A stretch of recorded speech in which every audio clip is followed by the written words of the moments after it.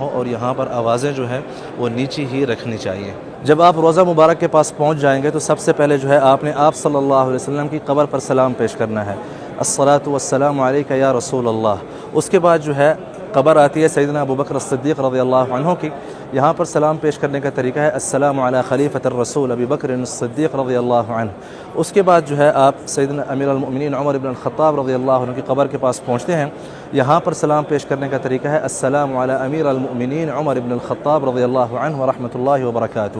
یہاں پر صرف آپ یہ سلام پیش کر کے دھیمی آواز میں جو ہے پھر آپ کو آگے روانہ ہوتا ہے، تاکہ آپ کے پیچھے جو اور زائرین ہیں، ساتھ ہی وضو کے لیے مخصوص جگہ بنائی گئی ہے، اگر آپ کو صرف وضو کرنا ہے تو آپ یہاں سے آسانی کے ساتھ کر سکتے ہیں۔ ریاض الجنہ میں نماز پڑھنا ہر مسلمان بہن اور بھائی کا جو ہے خواب ہوتا ہے، اس کے لیے مسجد نبوی کی انتظامیہ نے علیحدہ جو ہے مواقیت اور ایک میکانزم جو ہے وہ بنایا ہوا ہے۔ مردوں کے لیے ٹائم مخصص ہے ریاض الجنہ میں نماز پڑھنے کے لیے، دن 11 بجے سے لے کر رات عشاء کی نماز تک، اور پھر رات کے 2 بجے سے لے کر فجر کی نماز تک۔ اور اسی طرح جو خواتین بہنیں ہیں ہماری، ان کے لیے ٹائم مخصص ہے عشاء کی نماز سے لے کر رات کے 2 بجے تک، اور پھر فجر کی نماز سے لے کر دوپہر کے 11 بجے تک۔ یوں یہ جو ٹائمنگ ہے مسجد نبوی کی انتظامیہ نے مخصص کی ہے تاکہ سب کو موقع ملے اور وہ مسجد نبوی میں ریاض الجنہ میں آ کر نماز اور اپنے نوافل جو ہے ادا کر سکیں۔ اسی طرح ریاض الجنہ میں نماز پڑھنے کے لیے شرط یہ ہے کہ آپ کی بکنگ ہو۔ افراد کے لیے نسک ایپ کے تھرو وہ بکنگ کر سکتے ہیں، اور جو گروپ آتے ہیں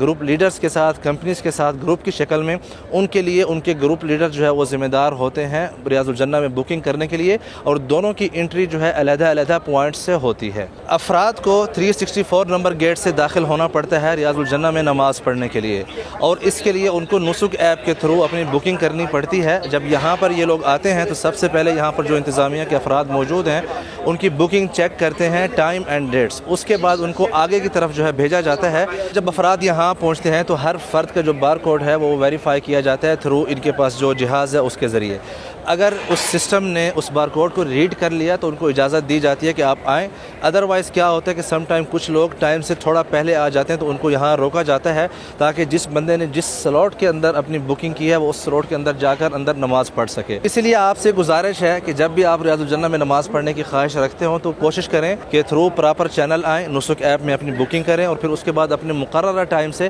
5 یا 10 منٹ پہلے پہنچیں۔ جب بار کوڈ ویریفائی ہو جاتا ہے تو جن زوار کرام کو آگے جانے کی اجازت ملتی ہے ان کے لیے یہاں پر انتظامیہ کے افراد کھڑے ہیں جو کہ ان کو شوز بیگ ہیں وہ دیتے ہیں تاکہ اپنے شوز جو ہے آپ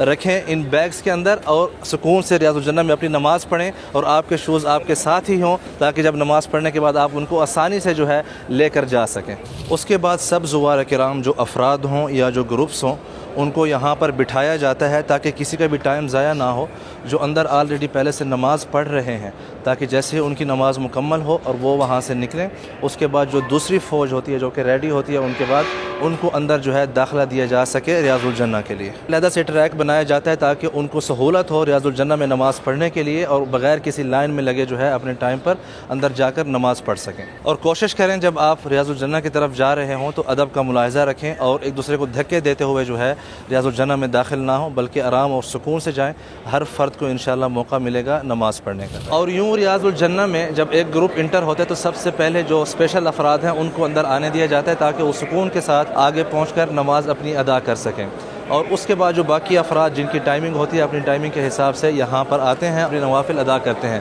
ابھی جو پہلا گروپ تھا وہ نماز پڑھ کر نکلا ہے تو ان کے پیچھے جو ہے پوری ٹیم